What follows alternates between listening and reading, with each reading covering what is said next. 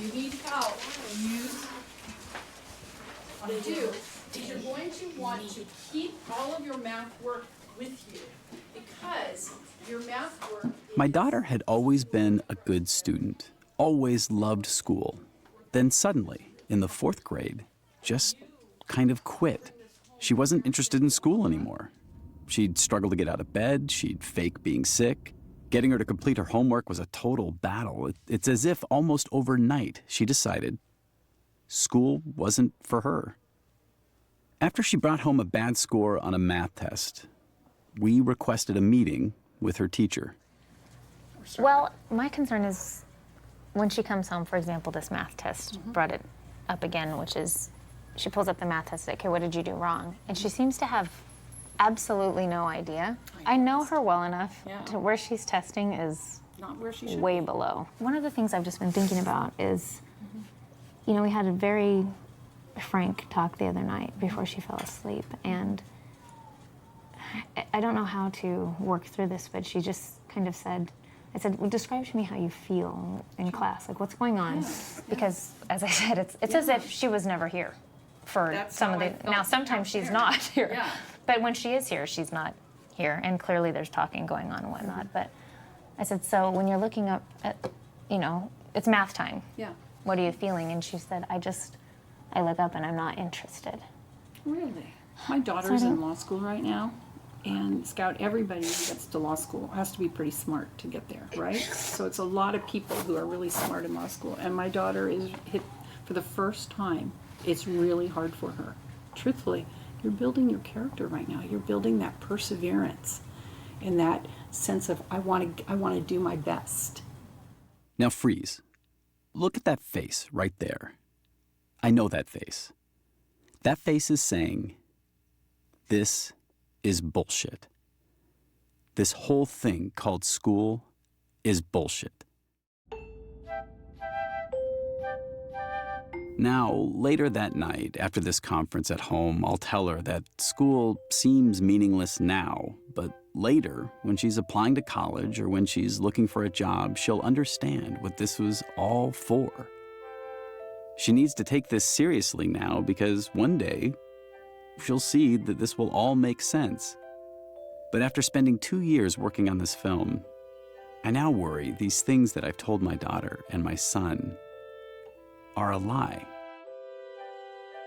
The idea of enduring the drudgery of standardized tests, traditional homework, lectures will build the kind of character in them that will one day lead to a happier life may no longer be true. Consider this economist out of MIT who argues that kids who will go on to do well in school and graduate from college won't necessarily be able to find a job. Most parents today grew up in a world which saw the U.S. economy grow and median income grow with it. And that's always been true. Until here. Curiously, around the late 90s, the economy had grown, but middle-class income had not. In essence, the U.S. economy is now able to produce more wealth while hiring fewer and fewer people. And this is troubling, particularly for college graduates. In addition to being saddled with record levels of debt, 53% of all recent college graduates either can't find a job or are working at a job they could have just as easily have found if they'd skipped school altogether. This trend, according to The Economist, is not because of the recession. It's not because China is stealing all of our jobs. It's because of a startling shift in technology that's probably best illustrated in an event that occurred back in 1997.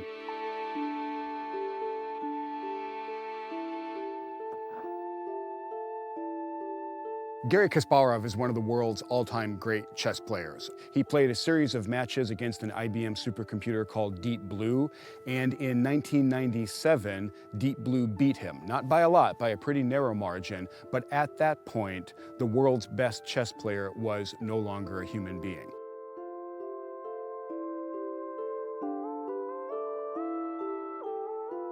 The story I've heard is that the supercomputer geeks at IBM were looking around for the next challenge after Deep Blue beat Kasparov, because computer chess just became uninteresting.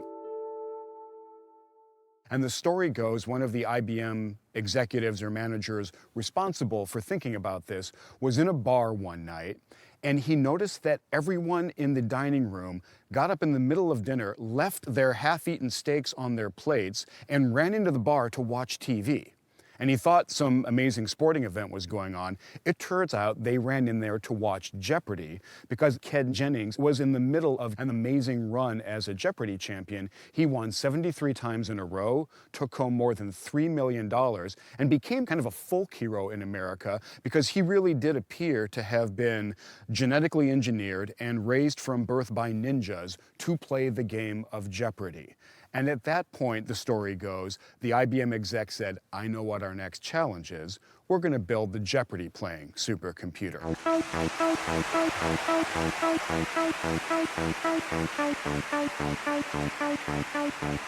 And welcome everyone to a very special Jeopardy event. This is Watson. I get a phone call and they said, IBM built that computer to beat you at Jeopardy. Would you be up for this? I'm like, yes, this is like the greatest thing I've ever heard. This is what the future seemed like to me as a kid. Robots would be playing on TV game shows, But also, I had like a pretty good idea that I was gonna win. I was a computer programmer before I went on Jeopardy, so I'd taken like artificial intelligence classes at college. And I knew that there was no computer out there that could do what you would have to do to win at Jeopardy. Computers are terrible at understanding all language.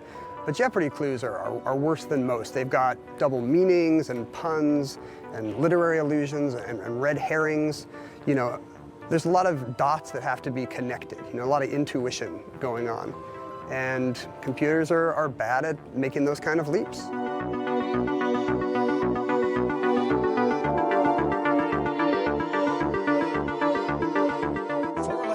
For the iron fitting on the hoof of a horse or a card-dealing box in a casino. Watson. What is issue? You are right. You get to pick. Wanted for killing Sir Danvers Carew. Appearance pale and dwarfish. Seems to have a split personality. Who is Hyde? Hyde, yes. Dr. Jekyll and Mr. Hyde. Either one acceptable. You're now in the lead with 1,400. Who is Michael Phelps? Yes. Go. What is Event Horizon? Who is Grendel? What is The Last Judgment? Correct. Go again. I was standing to Watson's right, and Watson actually has a little mechanical thumb, so I can hear this sort of insectoid clicking. And as his score mounted, I remember thinking, this is it. It's sort of like, I sort of felt like, some 80s Detroit auto worker on the assembly line looking at the robot who had replaced him on the welding machine. I thought my job of knowing things was not going to be replaceable by a computer. And yet, here it is, I'm obsolete, and I'm obsolete on national television. So maybe game show contestant is the first information age job to be made obsolete by our new computer overlords, but I feel like it's not going to be the last.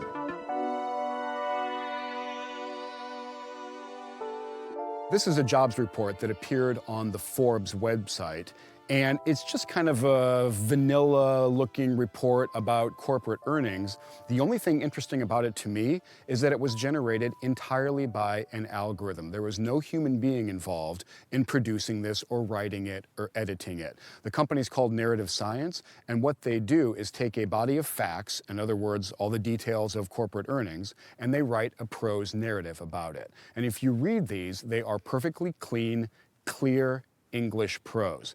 Now, only a few years ago, we couldn't do this. If you wanted to have something written, you had to involve a human being in that work. And the consequence that I spend a lot of time thinking about is, what are people going to do for a living when their muscle power really isn't valued anymore because we have all kinds of muscle accelerators? And then their mental power is not as valued anymore because we have these astonishing digital technologies that can do mental things, cognitive things that we used to previously require people to do. Very soon we're going to get to a world where, a vast chunk of the American middle class has a job that can be a formerly safe job that can be done by a computer or a robot. What happens to society when hundreds of millions of people have that aimless, rudderless feeling of you know. I've been replaced by a very small box or a very short shell script. I don't know if there's a solution.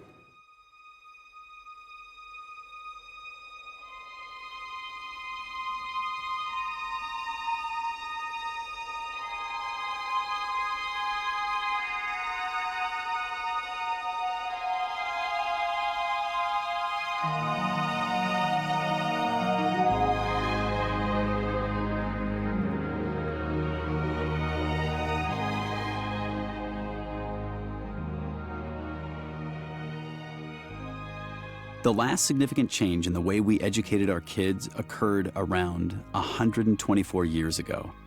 It was the dawn of the Industrial Revolution. Most kids were raised on farms, and jobs were plentiful and predictable.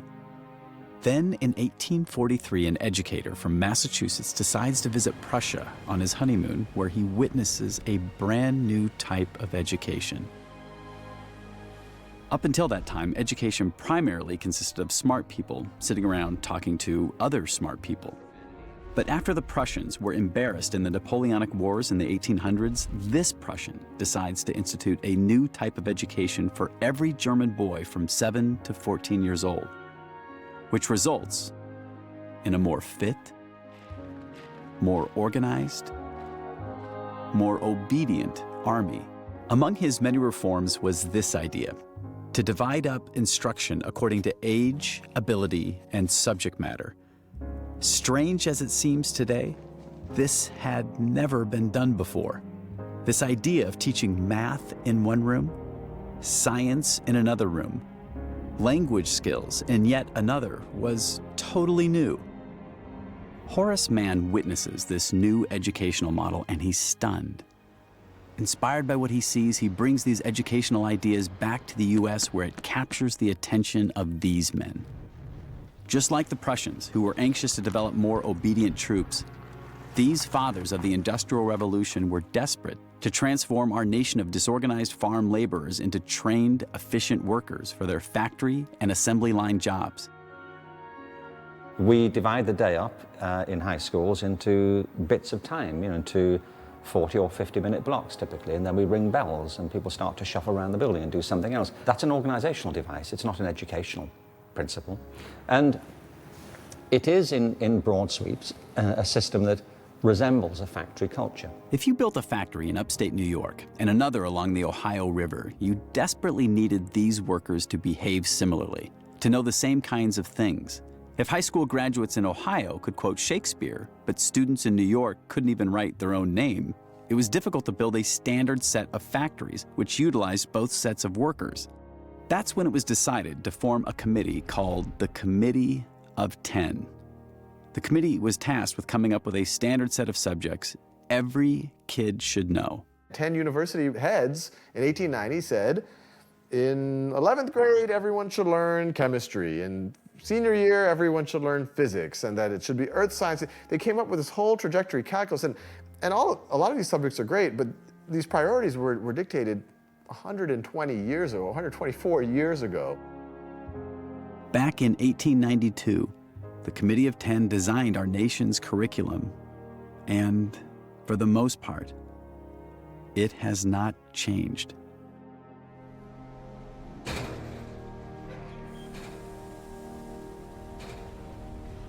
The biggest employer in Baltimore 50 years ago was Bethlehem Steel Company. You could actually drop out of high school 50 years ago, join the steel union, get a perfectly average job, earning a perfectly average wage, which would entitle you to get a perfectly average mortgage, to buy a perfectly average house, with a perfectly average yard, to have 2.0 perfectly average kids, who would go to a wonderful perfectly average public school. You could have a perfectly average retirement and have a perfectly average funeral.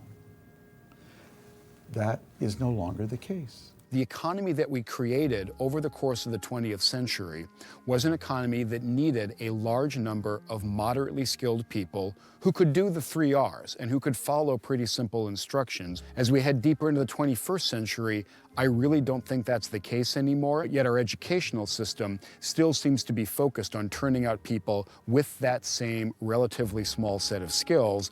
My fear is that they're heading into a society and an economy and a workforce that doesn't value those skills very much anymore. And I think we need to take a good hard look and figure out what kinds of people, what kinds of skills are demanded in the technologically extraordinary society and economy that we're creating.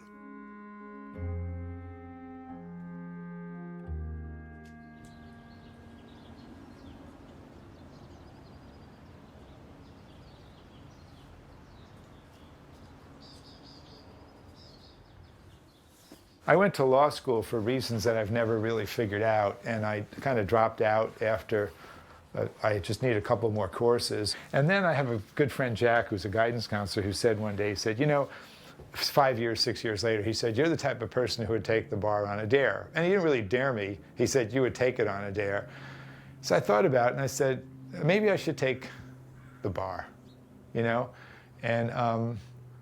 And so I started studying for the bar. I took it 16 years after law school. And so I had all these books. There was like a shelf of all the books I had to memorize, and it was useless, because this is my issue with standardized testing. I mean, this is the ultimate standardized test, is the bar exam. And so I thought that maybe what I need to do, since it was just going in one ear and out the other, was I needed to draw the bar. I filled 28 pages in 10 weeks drawing this thing. And I would graph it out, because basically I can't understand text in a linear fashion. I mean, it just goes in one ear and out the other. I never reviewed it. It was entirely the act of drawing it. Because I had drawn it out, I would remember, oh, promissory estoppel, green arrow to red point in contracts. I visualized it and I saw it. If I had just read the text, it wasn't working for me. Some people, we all learn in different ways. That's the key thing. We all learn in different ways. This isn't the way to do it. This is the way that I did it. This is Larry Rosenstock. This is Larry 35 years ago.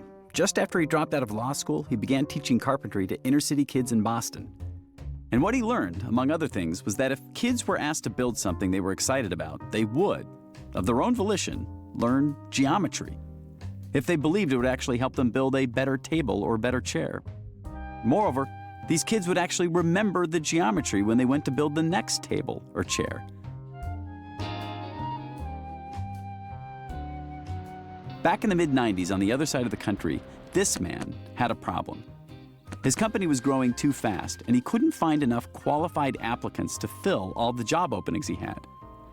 So by the year 2000, when Larry was writing and lecturing about what he was seeing as a teacher and teaching through asking kids to build stuff, Irwin and his board had an idea. What if they had Larry design a whole school, not just one class, but a whole school from scratch? The name of the school he built? High Tech High. From the moment we arrived, first hour, the first day of school actually, we could tell this place was different.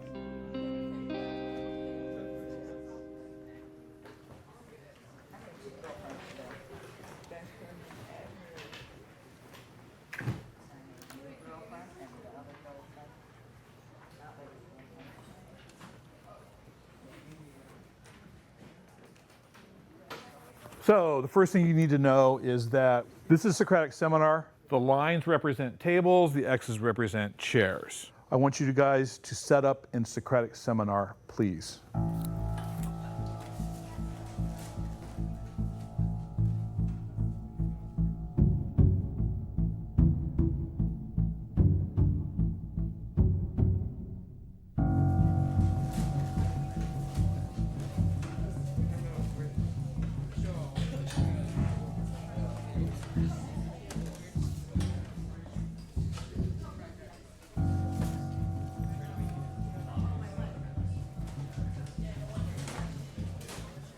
They don't quite understand.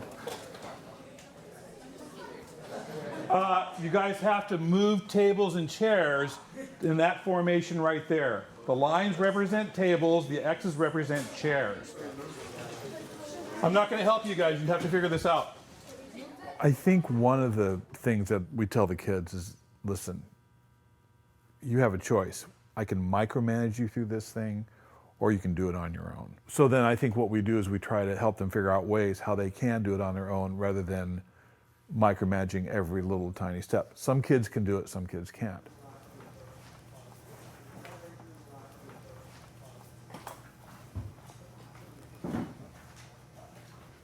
Ready? In a seminar, we just take turns. And I know that probably in your previous 8 years of school, you've been trained to raise your hands. Not in seminar. You need to talk to each other and get used to that instead of always looking at me.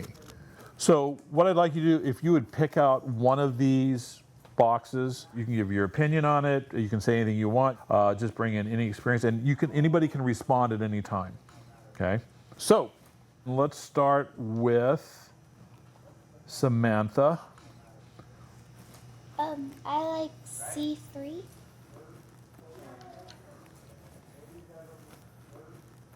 Would you care to elaborate on that? Did I give advice? What's that? Well, I like it a lot because I've never thought about it that way, and it's really true.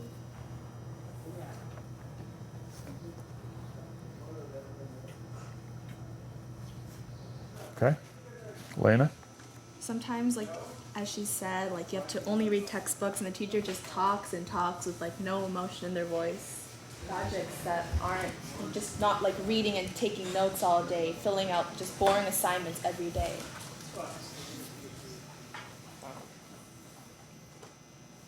Define boring. Like, it's hard to explain.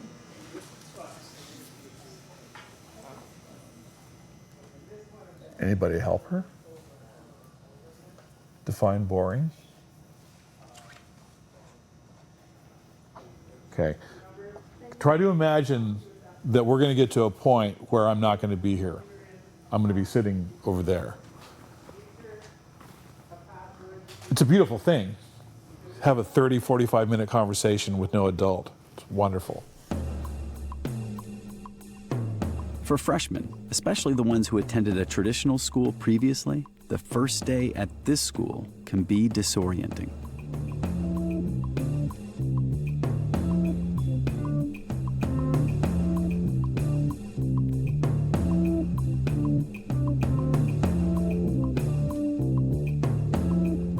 High Tech High is a school in San Diego. 50% of the kids who attend High Tech High are considered low income.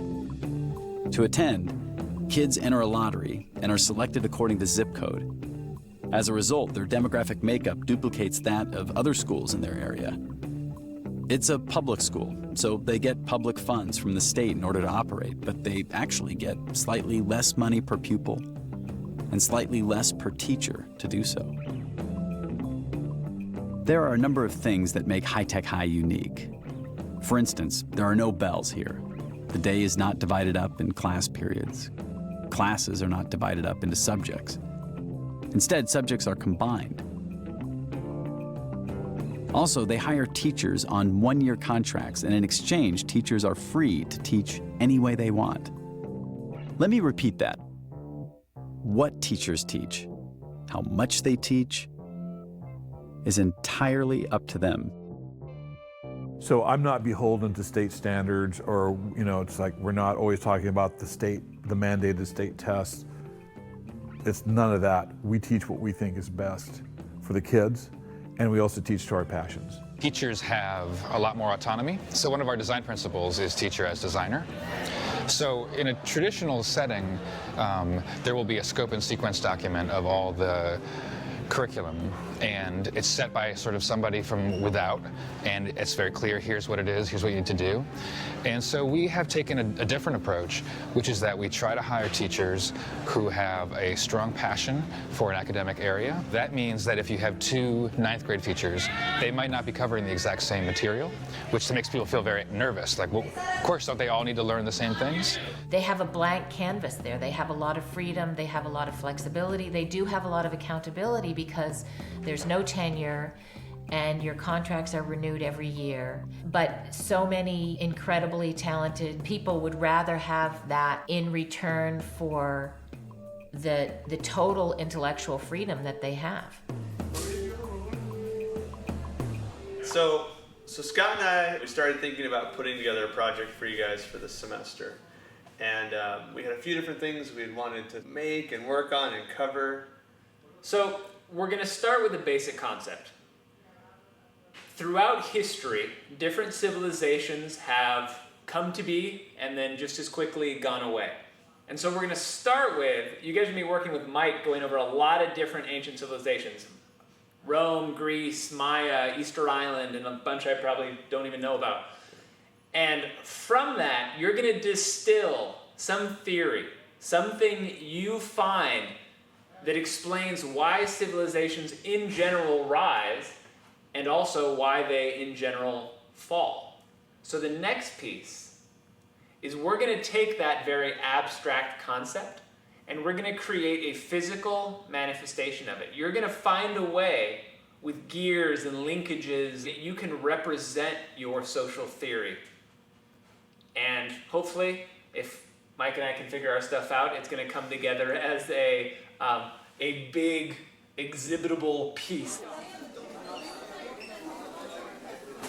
We share a group of about 60 students. They're split in 2 classes, and we spend 2 hours a day approximately with each class. And so my class, they created these individual theories first and then group theories as to what trends they see, what commonalities they see in these different civilizations and how they rise and fall. So we all have theories. I know that every theory is different. But all of our theories did something like this, right?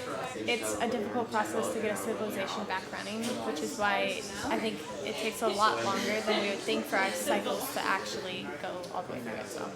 Once the rebels overthrow the government, it kind of becomes like a never-ending cycle where they don't really become a strong government because they have disagreeable motives, so they're like controversial. Yeah. Was there like an exploration component to yours at all, or was it other people coming in? Not necessarily. It starts off at overpopulation, which is sort of like the peak of the civilization, and then goes down from there. The whole time that was going on, in my class, I'd identified a bunch of skills they were going to need. We were using a new piece of equipment, a laser cutter. They were going to need to use the software to be able to use that. They were going to have to learn about what are gears, how do they work together, what is torque, what is angular velocity. And then we said, okay, here is your theory. Here are a bunch of tools you now have. How can you mechanically represent your theory in this way?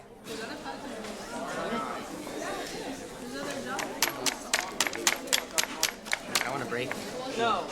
Because the ones that you just want the peg to go through easily, yeah, I know. Yeah, yesterday for some reason they were like sticking. No, I took off an entire layer. It's getting caught on this. On the positive side, it's still not gonna work. But we're missing that piece, right? And this thing is like, I know. We need to cut off the peg, and then it'll work hopefully. No. Oh, it's because these pegs are too big. well, we could send it down. Oh yeah. Okay. This is everything I've done so far. It's all these pieces like prototypes, first drafts, revisions, and this is basically our system. We're gonna have 3 layers, and I'm making the 3rd layer right now. It just like, it's so hard to think about, but I don't feel behind anymore because only 2 groups are done. Do you think you'll get done though? Yeah, if I stay late every day.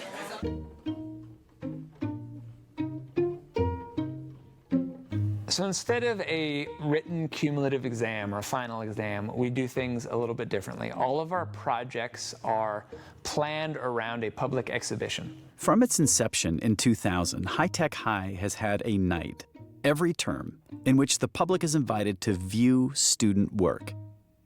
So how good a job a teacher's doing or how well a student is learning isn't judged by a multiple-choice standardized test. Instead, students, teachers, even administrators are all judged by this one night. If you build a house, it's a project. If you make a school, it's a project. If you make a documentary film, it's a project. If you write a book, it's a project. Most of what people do in life involves observation, reflection, documentation, exhibition, and going through these different phases of being able to create something.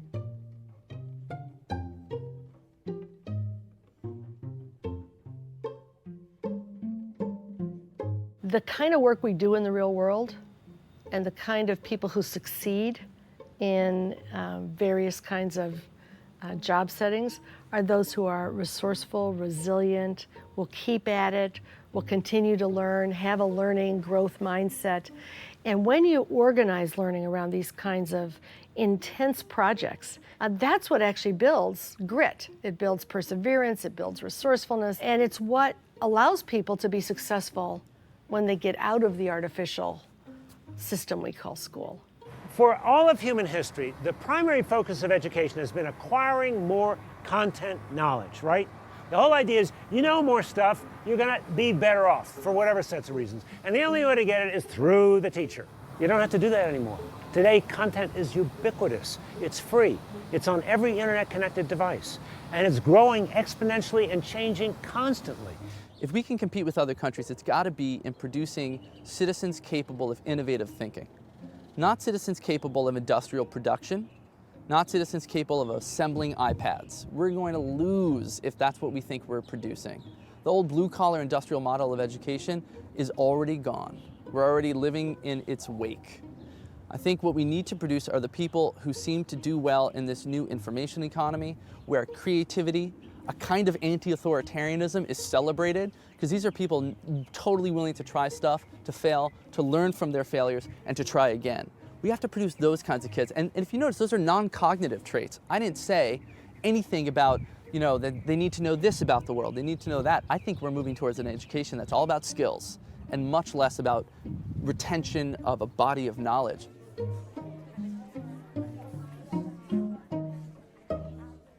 In the classroom, what do you think you need to work on the most? What do you think one of your weaknesses is? So, I think one of my main weaknesses is being too shy and I remember when you asked me to say, let's get ready to, I wasn't able to. I think I really want to improve on becoming stronger, being confident in myself. I'm usually not that confident in myself. If you've identified it as a struggle, what's your process to minimize it as something that holds you back or to overcome it? Wait, why does a ninth grade physics teacher care about how confident his freshman student is? Qualities like confidence fall under the umbrella of what these new educators like to call soft skills. These soft skills can also include critical thinking, the ability to collaborate, the ability to learn from criticism, to persevere through trials, time management skills, work ethic, and even the ability to work on your own. And the scary thing about project-based learning is, again, kind of turning over the classroom, not being teacher-centered, but being student-centered. And so the room will have this chaotic feel where I think some people who are used to traditional environments of a child sitting in a desk filling out a worksheet, it terrifies them because there's lots of movement and lots of noise and lots of activity. We'll start right away. Sophie, they're going to take the ladder down. You got it, Grace? Yep. Suffering. Terrible is the fate. Of Troy. So the project we're doing this semester is Togonite, which was focused on 5th century Athens. So the kids learned a lot about 5th century Athens and the ancient Greeks. But they learned about a lot of other things too, because you could teach thematically. So we teach about leadership, foreign policy, human rights, which is when you're teaching ancient Greece, you can teach that. While studying 5th century Athens, these students participated in a lot of Socratic seminars, class discussions. It's trying to imply that the shadows sort of represent knowledge. Are we still going for that? They believe two different things. This guy's like, I believe that, there's another world with way cooler stuff than these shadows. Right, but that's also after you gain knowledge. So it has to do with knowledge. A little bit. Because you gain knowledge from going to the outside world, and then you come back in, and then your beliefs change. They studied innovations like democracy. They had philosophical discussions on human rights. There were a number of papers they each had to write individually. In other words, a lot of traditional schoolwork. Where the other freshman class was studying the rise and fall of civilizations and they were going to create something with gears, these freshmen were to take all of their newly acquired knowledge about 5th century Athens and they were going to produce a play based on Euripides' Trojan Women. Because girls were not allowed to act in ancient Greece, there'd be two plays. One done by the boys, as it would have been done in Euripides' time, and an all-girls production, but with a twist. They were going to take this ancient Greek play and on their own, adapt it to modern-day Pakistan. Where is she now? The men are taking her to a prison, but she keeps complaining about a broken leg. I don't care, broken or not, I want her now. Yes, but I'll have her back to you. When Samantha first got here, it was clear to us that she was one of the most engaged students we'd ever met. But she's so shy and reserved and quiet and meek. So when it came time to pick the director of the play, Mr. Gary puts a call out. He's like, whoever's interested can come and meet with me. When she was one of the students, I think we both felt that this could be huge for her. So then Miss Deanna suggested wrapping it around the hat so it'll have that shape, but you can just take it on and off without having to literally wrap around it. It's your decision. Okay. Okay. I can ask them to try that. I mean, unless it looks absolutely awful, Yeah. you guys go with it. Okay. It's your decision. Yes. How can you ask kids to make decisions if you never ask them to make decisions?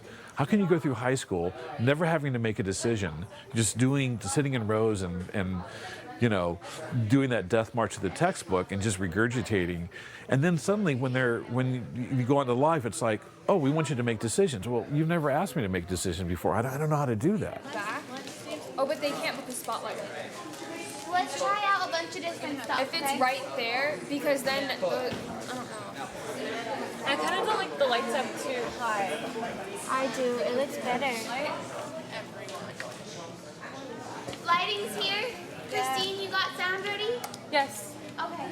Don't put all the work on them. There are only 4 people. Guys, there are only 4 people and they can't do everything. And I know that you can do a lot by yourselves. So actresses can put on their own costumes too, okay? So like,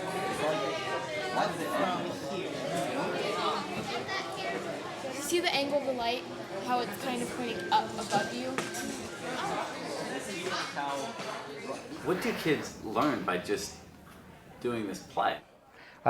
So I think the disconnect, and there are some parents, in fact, the mother of the director of the female play has concerns about this. I've talked to her about it before. That where's the content? Where's the proof that they're learning, X, Y, and Z? No tests, no textbooks, no report cards. Teachers don't stand in front of the class.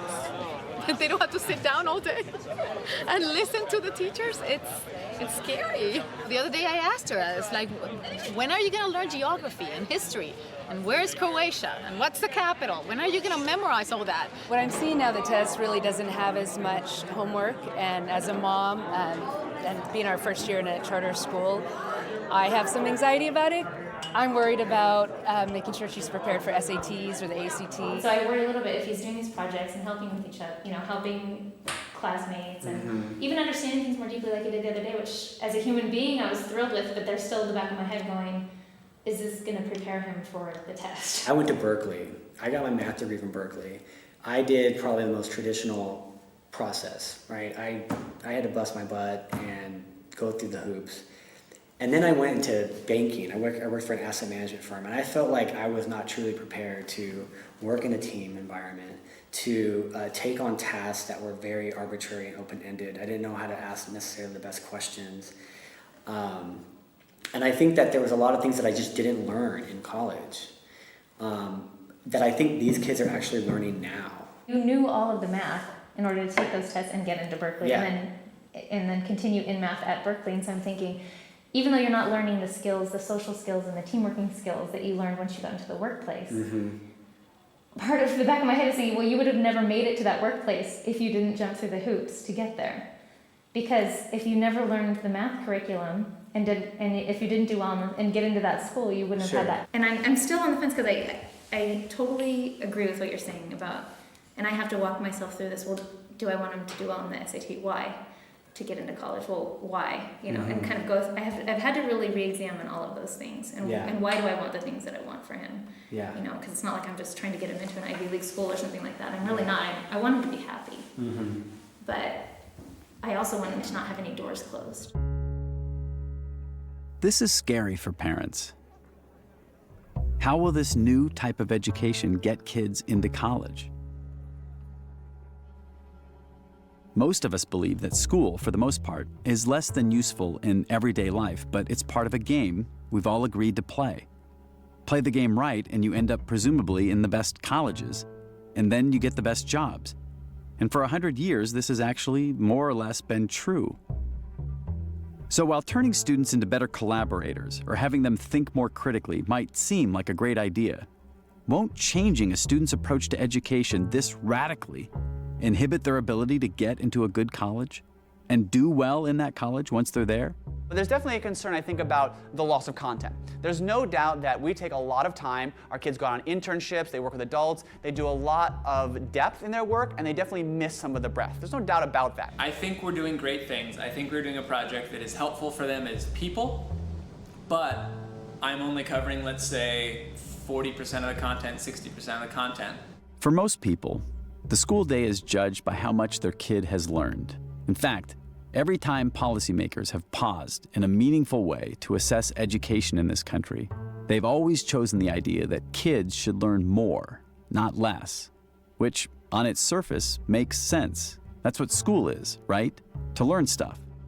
But consider AP US History.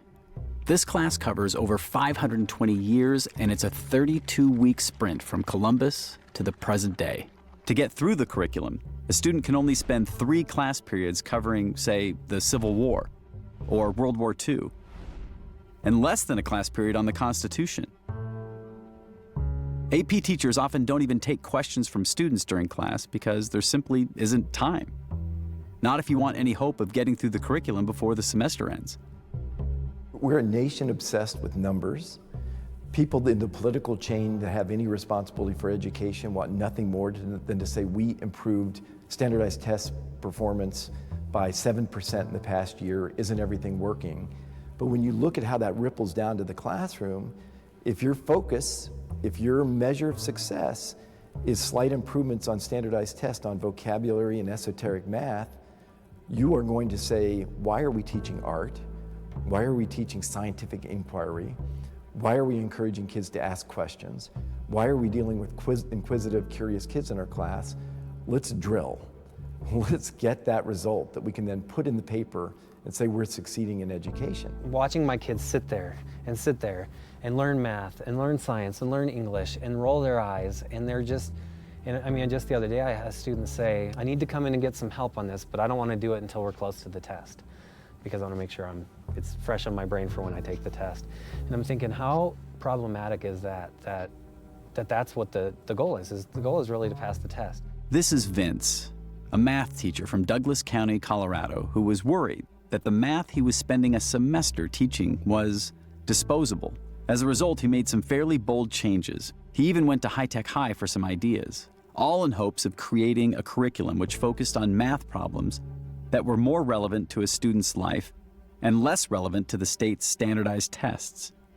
But he met some resistance, and curiously, it came from some of his highest achieving math students.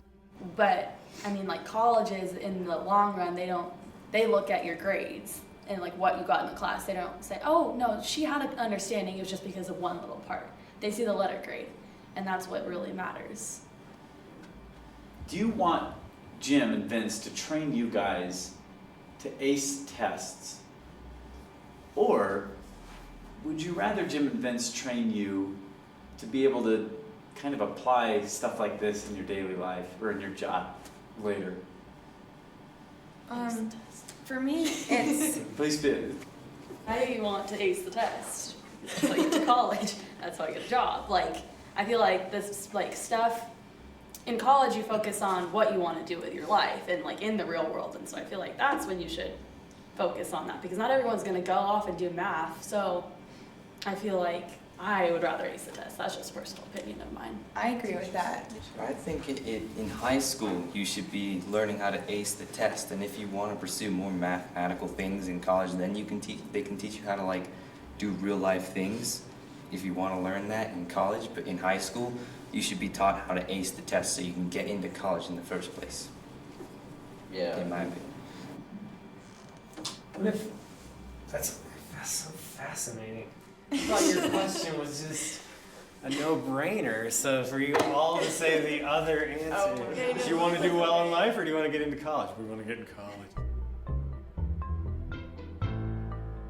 Increasingly in all schools in America today, even our very best public and independent schools, I see one curriculum and only one. It's test prep. What does that mean?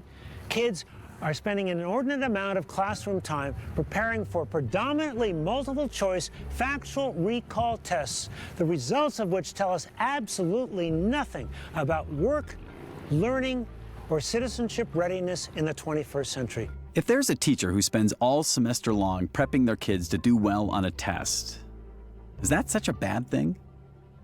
Perhaps it is, or it isn't, depending on the quality of the test. Take, for instance, the SAT. The SAT is supposed to test critical thinking and reasoning. That's at least how they present it. But the way that you succeed on this test is knowing the ways in which they've standardized it. They've made it predictable, and you have to then behave in a predictable manner. And the problem I run into is specifically with more intelligent students, is they want to get creative. You know, they want to answer a question, they really want to dig into it and think about all the possible ways that you could approach that. For doing well on this test, you kind of have to shut that entire process down. You have to divert away from that, and you just have to think in a really binary sort of black and white sense. You have to treat, the test is written to be scored by a computer, and I think as a student, I almost encourage them to think like a computer. But what's worse is that when kids learn this way, they aren't even able to retain what they've learned. Consider a study done by Lawrenceville Academy, one of the most exclusive boarding schools in the US. They asked returning students to retake their science finals just 3 months after having completed their courses. Even though faculty eliminated all low-level details from the final, the average grade on these exams fell from a B+ to an F. Across 2 years and several courses, not one student still had command of all major concepts they'd presumably mastered just 3 months earlier. One of the things we know from cognitive science research is that inert knowledge, that is, things that you memorize, spit back, and never use, does not stick. And about 90% of the things that you might take in, memorize, use on a test, and never use again disappear. You don't have those usable in your brain later. If I were to show you a picture of students taking a test, you'd recognize it right away. The interesting question is this: have you ever encountered in your professional life a situation that is similar to the one in the test? I think in real life, you have access to any information you want. In real life, you can work with other people. Not only you can work, you probably have to work with other people, otherwise you can't solve the problems that you need to solve. So why is it that we're assessing students and students trying to predict students' future success in the workplace by putting them in an environment, in a situation that they will never, never, ever face in their future careers? The problem for us, and what we see at Google, is that some of the people who do well in those things actually you don't want to work with because they're not great on teams, they're not collaborative, and the best, smartest people actually aren't the ones who always get the best grades. When we hire at Khan Academy, and we're trying to hire people who software engineers and people who can help with content and help us do research, and these are the types of jobs that are these are the growth jobs of the 21st century, highly creative jobs, and we ask ourselves questions like, what are their logical and critical thinking skills? What's their ability to communicate? How curious is that person? How good is that person at giving and receiving feedback? How empathetic and self-aware are these people? And when we look at a resume, even from a fancy university, from Harvard or Stanford, or we don't know. 3.9 GPA doesn't tells us very little about that. It just tells us that they did well on a series of courses. We do something to kids in our educational system where, a child is born knowing nothing, and all they want to do is learn, right? Every experience in the universe is new to you, right? And you're soaking this in, and you're a learning machine. And we grind it out of them in our educational system. And we're taught not to learn. We're taught to memorize. We're taught to be very good at figuring out what it is that a teacher or a manager wants us to do, and then deliver what that teacher or manager wants. And it seems like from what you're saying, nothing could be worse for your future in this economy than learning that skill. Or for your soul.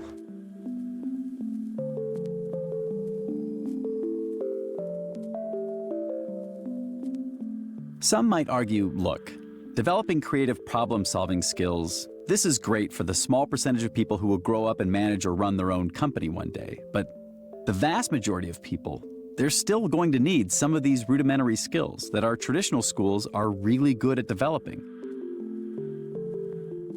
Well, since Kasparov was beaten in chess, since Ken Jennings was beaten in Jeopardy, actually since the invention of the microchip, and a guy named Gordon Moore predicted that computers will double their ability every 2 years, we've seen first auto workers replaced on the assembly line, then workers in warehouses. Now we're seeing lawyers being replaced, people who write jobs reports. Very soon, people who drive for a living. They're going to have to look for something else to do, and what some are arguing is that any job that doesn't require critical thinking or advanced communication skills, or some form of human creativity, those jobs, they're all going to be gone. And they're going to be gone a lot faster than we thought. We talk a lot about the average worker. We talk about the median worker. And the median is a statistical concept. It's just that person right at the 50th percentile, right in the middle of a pack. They're a customer service rep. They are a troubleshooter. They're a clerk of some kind. Maybe they're a sales associate. They're doing relatively low-level white-collar work. That's pretty clearly the stuff that is being automated most quickly these days. In other words, understand human speech, produce human speech, write clean prose, translate among languages, recognize patterns in a visual field. Technology could never, ever do any of those things before. And really just in the blink of an eye, suddenly it can do those things, can do them quite well. And the reason that that's a challenge is that that's right where the average worker has been. That's right where we've built up the large, stable, prosperous American middle class. And that middle class is pretty clearly under threat right now. If this is true, parents are likely being asked to make a bet. One side of the bet, continue down the traditional path. It's worked for the better part of a century. Maybe we can make some small modifications to it, test it more, maybe lengthen out the school day, shorten the summer. In other words, keep it the same, just make it harder. The other side of the bet is to completely reimagine school. Truthfully, there's no long-term study that proves this form of learning will work any better than the current educational model. And this can be nerve-wracking, especially when you're a parent who's considering this type of school for your own kid.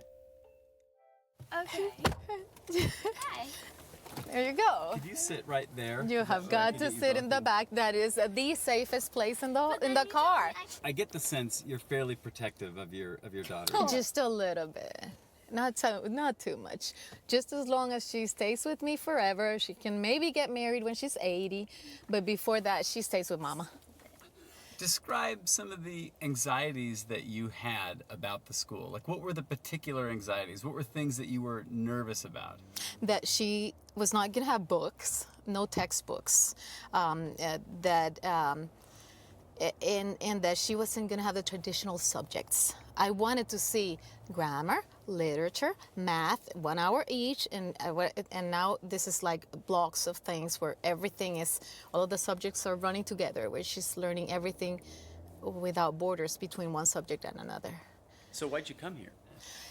Something is going on. I mean, I do like grammar and history and geography and all that, but there's something going on where all of my friends' kids, they're graduating as architects or engineers or this or that. They're in their 30s, and they're working for Mom and Dad. After going to Francis Barker and, Cornell, and I see it happening, and it scares me.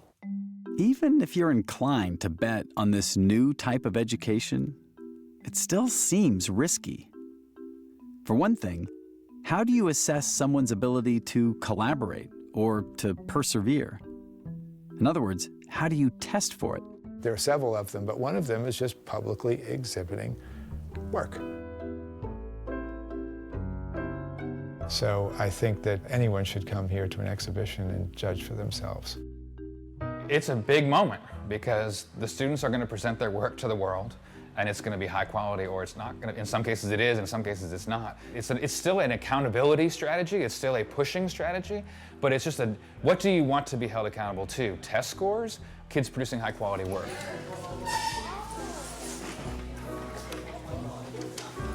So for that first stanza about the Taliban and the helicopters, I want you to have no burqa. Okay. So after your scene, when you put this dress on, don't put the burqa on. And they will know that. I want you to leave your burqa off, I want you to keep your bun, and I want you to keep your bun so that you're two men running across.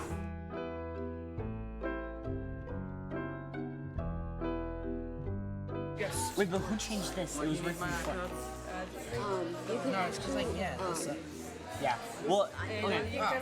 No. I know. No. Saying that, I'm going to give you a grade at the end of this term on your final exam is one thing. Saying your parents, all your friends' parents, and a bunch of people you don't know are going to be here to see the work you did on this date. And I think that is a very natural piece of motivation for students. I also think it creates an aspect of authenticity, because we are creating something for an audience. I made it 0.1 inches instead of 0.5 because it allows you to have more teeth on a smaller gear, and since we have a lot of gears, it allows us to do more in a smaller space. And it's not even done yet, which is a bad thing, but it will be done. I think project-based learning means you're actually making and doing things and finishing something. Finishing is so important. Because projects are very frustrating. You don't cover as much content ground as you would in textbook learning. And at the same time, it's hard because when you're making something, you don't get the immediate rewards that you do when you're just memorizing something and getting an A on the test every week. So now it's starting to get a little harder, but it still runs pretty smooth, right? Yeah. Now imagine that without this one driving. I mean, I think it just makes the whole thing a little bit easier. I remember the conversations when he first started doing a lot of this, where I'd say, Brian, there's what most people are doing, what you're talking about, and then there's really hard, and then you're somewhere past that. Most like crazies. How is that, Hammer? It'll work. As long as it gets the job done. Working with groups, I think, is the hardest part for kids because they have to rely on other people in order to get things done. It's not just a one-person show where one kid can do everything that they're supposed to do. And so I've seen kids really get into some intense arguments around exhibition time. But make sure all the lines No, it's already done. It's done. It's done. Come on. Okay, Jose, it works. My group leader, Brian, he procrastinates a lot. He wants this big thing done, but yet he still keeps adding more to it. He keeps adding more pieces to what was going to be simple, then he makes it a big, difficult thing. When that's in red, that's hard to see. Don't hit that one. Why did we make the teeth so small? It's going to be ready by tomorrow? Yeah. A little bit? Yeah, just a little bit.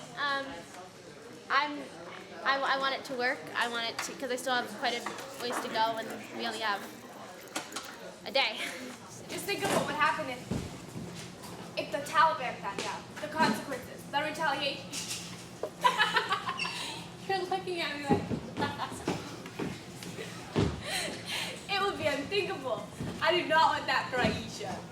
This is not the point in the play where we have to be doing It's not safe. No, we're starting from the beginning of the scene. Guys, please, it's tomorrow and I'm freaking out. We have to get this. I think that the best is brought out in all of us, in large part because we make the work public and we all look at it. So we can tell good stories about the work we're trying to do, but then ultimately, tomorrow night, we're going to look at the work, and some of it's going to be great, and some is going to be not so great.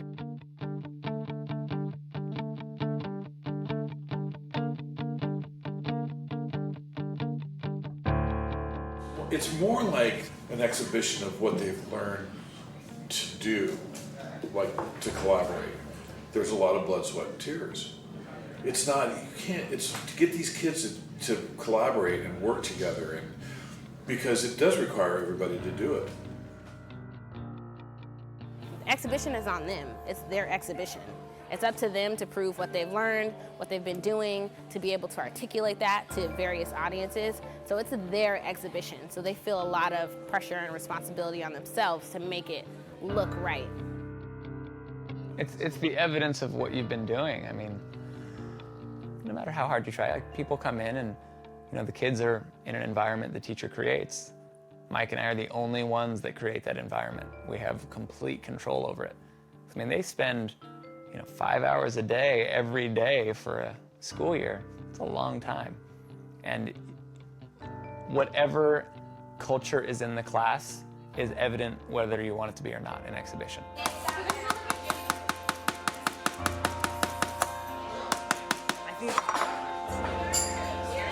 See how they're like nothing. Whatever, it doesn't matter. Let's just put it For most of you, this is probably the biggest project that you've ever exhibited. A lot of you, it's the first project that you've ever really had a public exhibition of. The most impressive thing to me is how crazy it is to me, and how much I'm, in terms of learning from him, how crazy it is to turn everything over to you guys and let you run it all. And I think what we're striving for all of you is that you become independent in getting tasks completed. Because if you can do that, then you can do anything in life. This is when you get to show off. It should be the moment where you've been working so hard and spending so many extra hours, putting so much effort in that you're excited to show people what you've done. Cool. We're going to be here. If you need to go, we understand, but we're going to keep working for a few hours.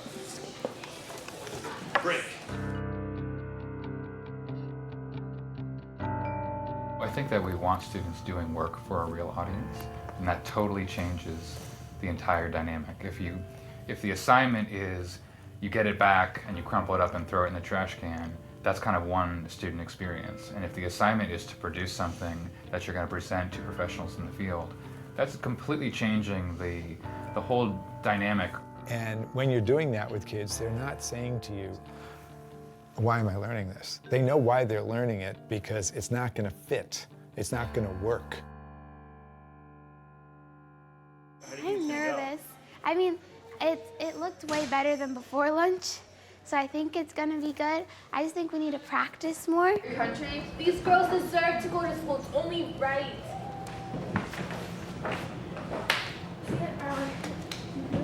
Yeah, but more arm movement, more. Yeah, better. Not like hello, but like boom. Does that look real? It looks pretty real.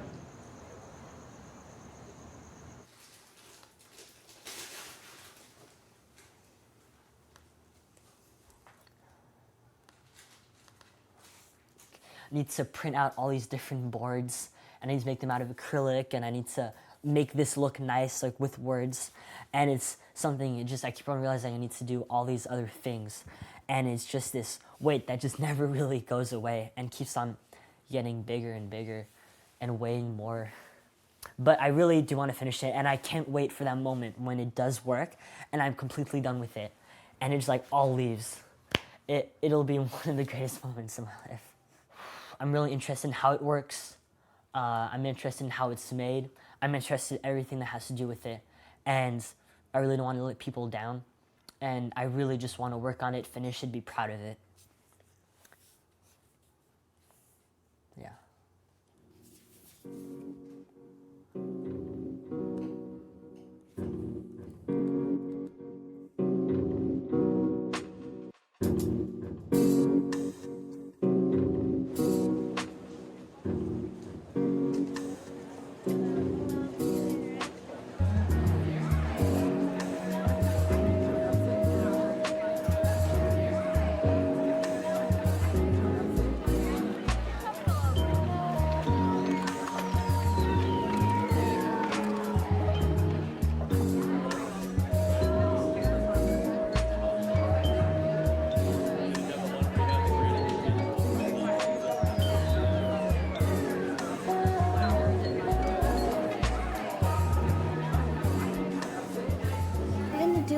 just like you've been doing it all rehearsal. You've done it in front of the entire class.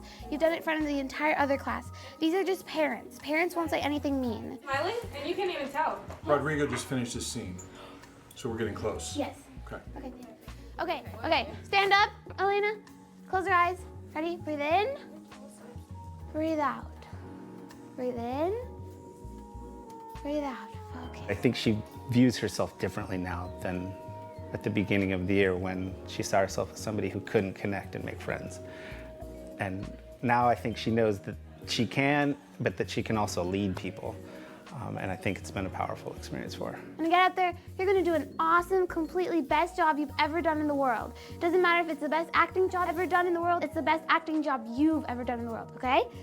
And then you're gonna get off stage, everyone's gonna be clapping, they're gonna be cheering, you're gonna go up to your mom and she's gonna be so proud.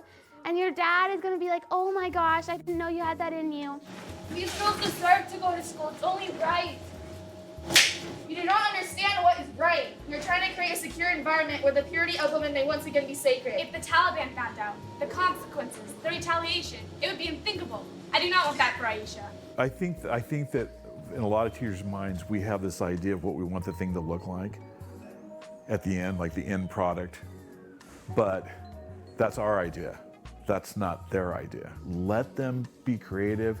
Get rid of your ideas, what you think it should look like. Let them produce what they want to produce. Where is she? Where is she? Where is Malala? I said, where is she? If you don't tell me, I will kill all of you. She's over here. This girl, right here. It's Malala. No, it's not me, I swear. Please. Malala has done the courageous act of sharing the unrighteous actions of the Taliban with the eyes of the world. The Taliban has retaliated against her in this horrible, violent way. Yet against all their actions, she has survived. When they tried to silence her, they did exactly the opposite, and now the world knows her name.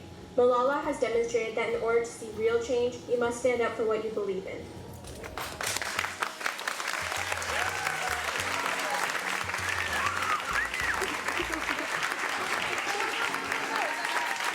Completely student run. They did it from start to finish. To me, this is what it's about. You realize that you're capable of things that you weren't capable of before.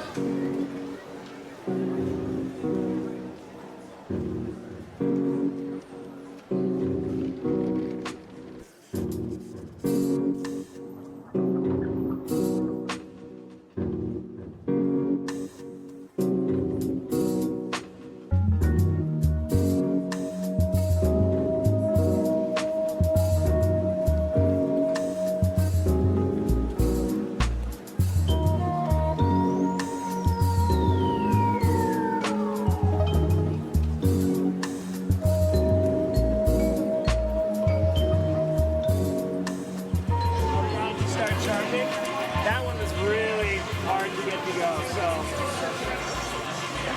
Right, it's already chipping too, but I think it's Okay, I see it, yeah. Okay.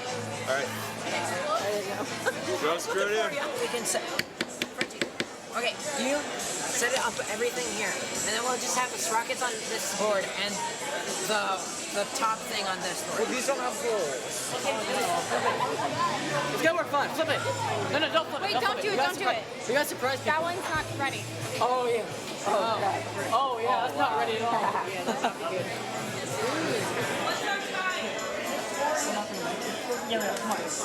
Okay, start putting the sprockets. Okay? Where? On there. Just on these? No. Dude, we don't have time, Frenchie. We got held back. Oh no. Terrible. Wait, no. Hold on, just spin it. I want to see if this will. Wait. Hey, I can lock tie real quick. Tomorrow I'm going to be back to my dope. Go! This fell largely size over there, but this is basically how it turned out. Oh, wow. Yeah, because we researched the Mayan civilization and Greek and Roman. So did you have to scan that and put it on Illustrator to get that? Is really cool.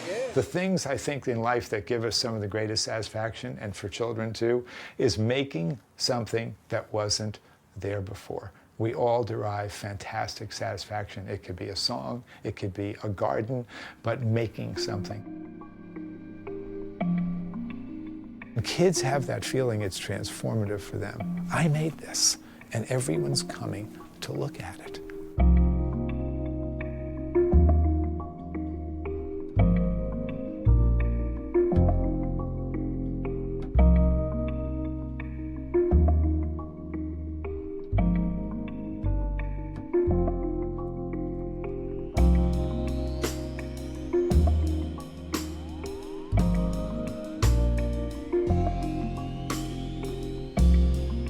And you have that feeling that we all have, like, how did they do that?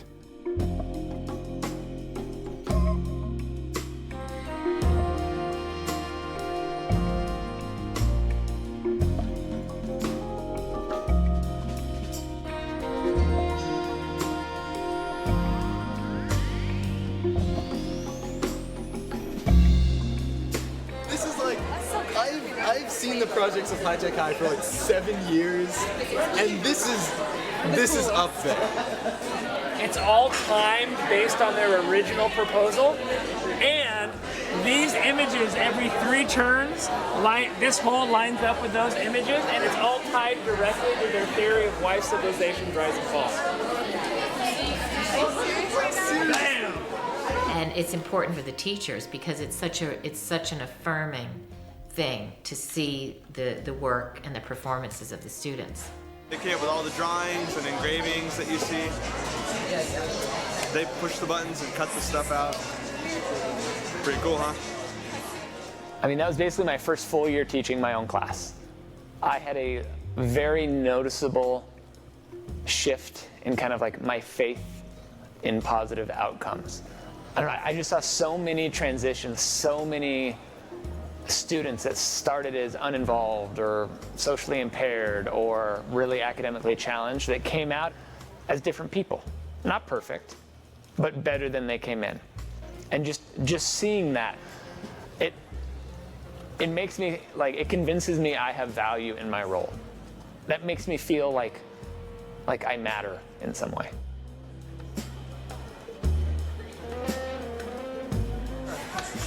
I'm gonna go cut this, okay? Where are the other shots? Okay, no, Walker, where are the other shots? The other what? He was a little bit disappointed because he was certain that he would have been able to finish, but he realized little piece didn't work, and more he was working on it, the more he realized that he had to redo the pieces, and that's how he was disappointed. We all learn by making mistakes. The whole thing about this is doing it better the next time, and that's really okay to say that. Next time you're going to do it better, and you're going to do it by making mistakes and learning through doing. So Brian was one of a few who, despite their efforts, did not have something to show on exhibition night. And while we had this big wheel with a whole bunch of mechanisms on it functioning, theirs was not a part of it. And so the question that they naturally ask themselves is, like, why did that happen? And some kids, this is an emotional event. And for Brian, I think this was a real self-check where he it gave him a chance to think critically about his actions that we never would have been able to break through by pushing. I never would have gotten there just by saying, Brian, these are some characteristics I need you to have. But by seeing his efforts not work, I think that opened him up a little bit more to commentary on, like, what might be improved. I don't know where exactly things happen, but I think I have an idea of what I'm going to do, but I don't actually do it until last minute. Could you talk a little bit about planning the process and the presentation and what seems to be a little bit of a pattern of things getting lost somewhere between those 3 Ps, plan, process, presentation? I was in charge of the mechanism. It's still not done. And I might have hurt my group members a little bit because I didn't really listen to their ideas. One of the things that is special about you is that you're a visionary person, and so we do not want to hammer that out of you. That is not our goal. We don't want you to stop being Brian. If we lecture them, maybe, if they can perform on an exam, they're going to forget it. I think these soft skills that they're learning in terms of collaboration, the teamwork, how to show up and produce, I think that's going to stay with them. They're not going to forget this stuff.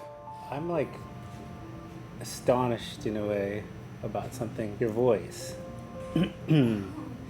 Because all first semesters, it was sometimes really difficult to even hear you. Can you talk a little bit, reflect a little bit about the development of your voice this year? Well, my mom uses my voice as an example, but when I meet new people, my voice tends to be really, really high-pitched and really annoying. I'm just like, hi guys, and you can barely hear me.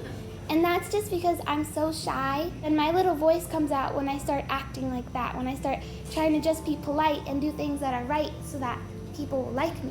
Is it possible to be confident and behave in a way where people will like you and enjoy being around?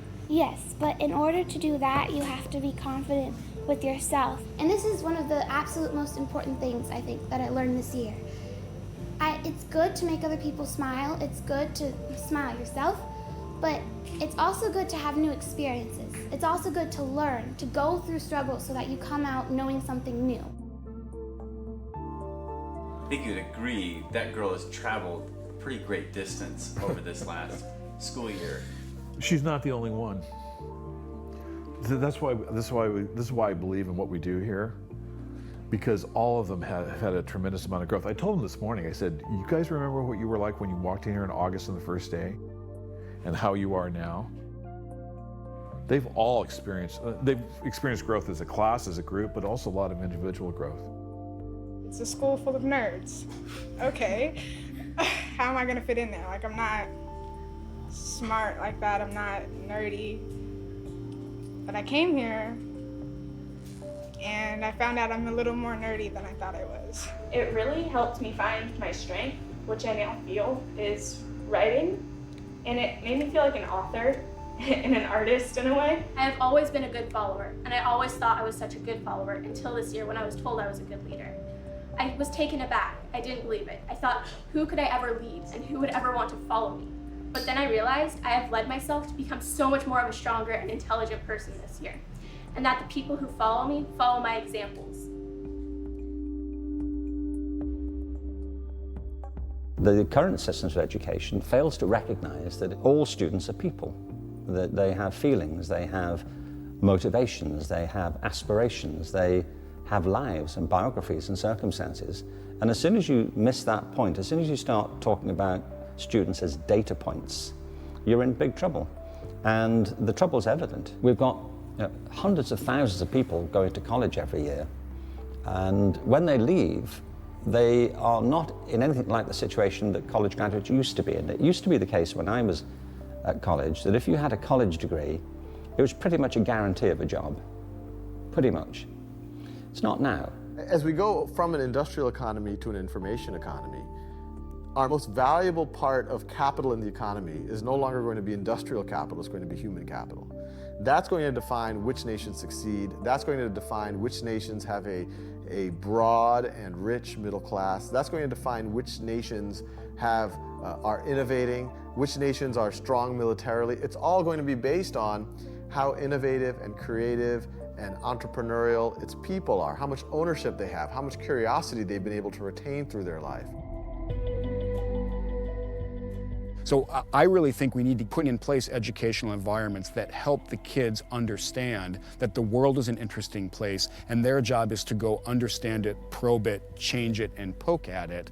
Those are still skills I haven't seen computers display. Right now, we are attempting to educate a generation of kids who will work in jobs that have not been invented yet. They will be called on to solve problems in a world so complex we can't even imagine it. How do you design a school system that prepares kids for that? While there's no long-term study to prove that this type of learning will provide better results than our current schools, there are some statistics that are interesting. For instance, In spite of the fact that teachers don't waste 1 minute teaching to the state tests, High Tech High, curiously, still performs above the state average. A more surprising statistic? Look at how many kids they get into college. But that's just college, and as we've discussed, that's not a guarantee of anything. To really know whether a school like High Tech High works, we'll have to wait another 10 to 15 years.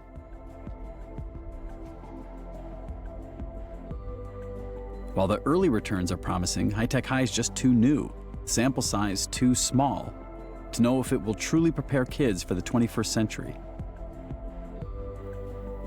And that makes educators, politicians, and especially parents hesitant to try this new way of teaching. For a parent, what I would say is there is a chance that they will come out without all of the extremely tangible skills and content that they would get at a normal high school. That is a definite possibility. They might know a few less equations. They might not have gotten quite as deep into calculus. Those things might happen. But if we're going to believe that the content knowledge we're trying to impart on them in a traditional school is not being retained, then I would argue, what is it again that they're missing? Because in that environment, they're leaving with a fraction of some of the content they could have had or learned at one point. Here, they're going to leave with an extreme depth of some content and a whole bunch of other soft skills. They're going to have grit. They're going to be able to persevere through difficulty. They're good at communicating with adults and their peers. They're collaborative. They have empathy. All these things that are not things that disappear your junior year of high school. And so when parents ask that, and they do ask that all the time, it's really kind of a, what do you want out of your student? Who do you want them to be? Over 100 years ago, the United States went from one-room schoolhouses to the robust industrial model we have now. It was a transformation that was nothing short of miraculous. Perhaps it's time for another transformation. Over the past 2 years, we filmed at schools all over the country. We visited private schools, charter schools, even traditional public schools and colleges. In each of them, we saw talented women and men in all grade levels taking bold steps to depart from the century-old educational model. Whether they were combining multiple disciplines, banning APs, giving teachers greater autonomy, focusing on depth of learning, offering real-world internships, having kids collaborate on projects. The common thread between all these schools is that the students appear to be working on things with a sense of purpose. This is your best friend. Believe it or not, as heavy as it is, well, best friends usually have a little weight on them. So they're, you can't usually pick them up. But what's nice about this book is you can look things up if you're not sure. It has a little... As I consider the kind of education I want for my own daughter, how do I predict what will give her the best shot at future happiness, at being successful, whatever that means? Even High Tech High would be the first to say that their particular approach isn't for every student. Of the schools we visited, no two were alike, and maybe that's the point. Education, real education, is messy, and any attempt to standardize it through federal or state governments or bureaucratic committees will lead to a system that ignores this one irrefutable fact. Education is a complex human system. It's about people. And people are natural creatures. We're organic creatures. We grow and we evolve and we change. And if you have an industrial metaphor in your head, then you're led into the sort of language that we now use about standardization.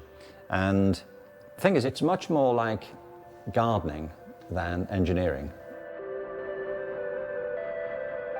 If you're a gardener, you don't make it grow. I mean, the plant grows itself. You don't kind of attach the leaves and paint the petals and, and screw in the roots. I mean, the thing grows itself if you create the right conditions.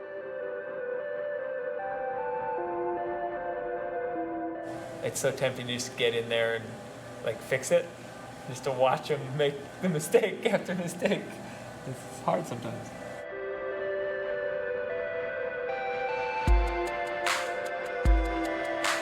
Human resources are like the world's natural resources. They're buried beneath the surface. You know, if we find things that energize us, things we love to do, you can't keep us down.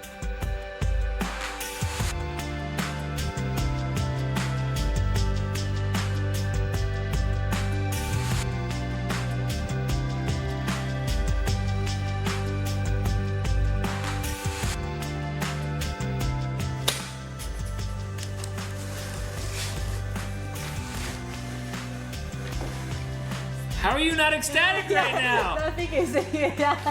Oh my god. Oh my god. Oh, that's awesome. Let's walk over to the big room. Let's do a dry fit. See that go? It's all gonna disintegrate. Touch your chin? You got it? Yeah. Okay.